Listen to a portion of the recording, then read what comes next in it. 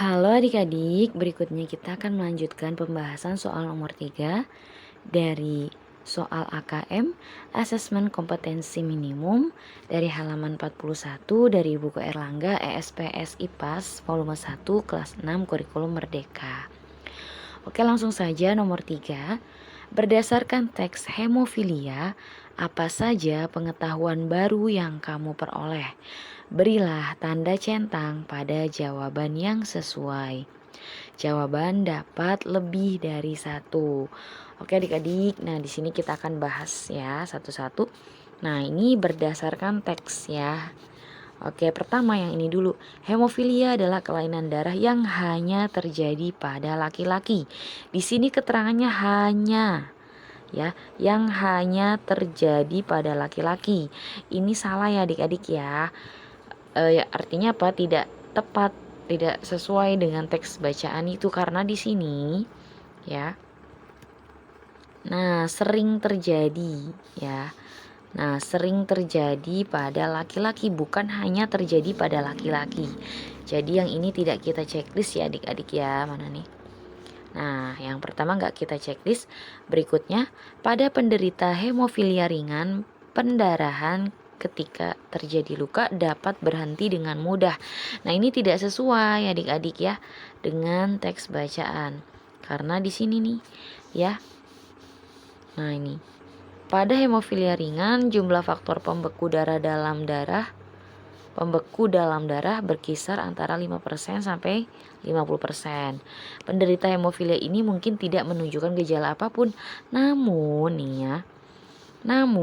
penderita dapat mengalami pendarahan yang sulit berhenti jika luka yang dialami cukup parah atau baru menjalani prosedur medis seperti operasi dan cabut gigi. Nah, jadi ini tetap sulit ya adik-adik ya. Nah, kalau terjadi luka itu sulit untuk berhentinya gitu. Tapi di sini keterangannya terjadi luka dapat berhenti dengan mudah gitu ya. Nah, jadi ini juga tidak kita checklist ya adik-adik ya. Oke, berikutnya. Nah, pada penderita hemofilia berat, pendarahan dapat terjadi secara tiba-tiba tanpa penderita harus mengalami luka. Nah, ini sesuai ya adik-adik ya. Nah, di sini ada nih. Mana nih? Penderita berat. Nah, ini.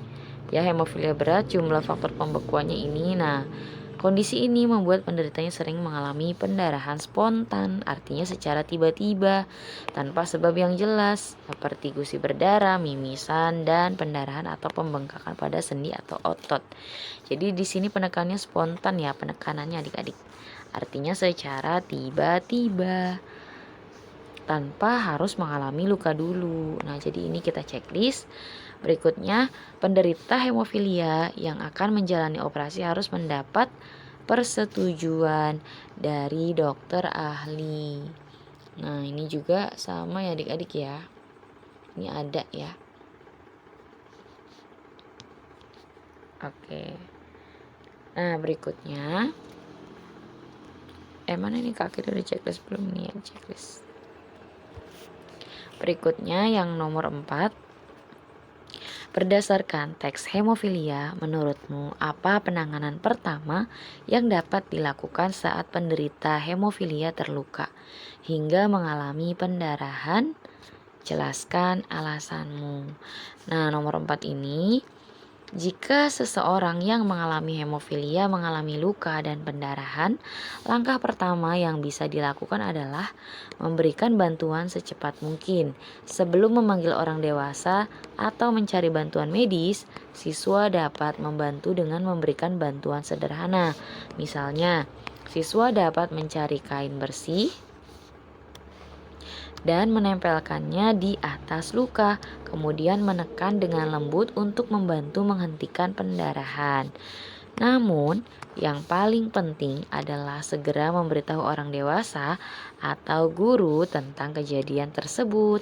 Hemofilia adalah kondisi serius dan penderita memerlukan perawatan khusus. Bantuan dari orang dewasa atau profesional kesehatan sangat diperlukan agar penanganan dapat dilakukan dengan benar dan aman. Ingatlah bahwa dalam situasi darurat, langkah pertama adalah selalu memberitahu orang dewasa yang dapat memberikan bantuan yang tepat. Gitu ya adik-adik ya. Oke adik-adik, mungkin pembahasan kali ini cukup sekian dulu ya. Untuk pembahasan soal berikutnya akan ada di video berikutnya. Semoga bermanfaat.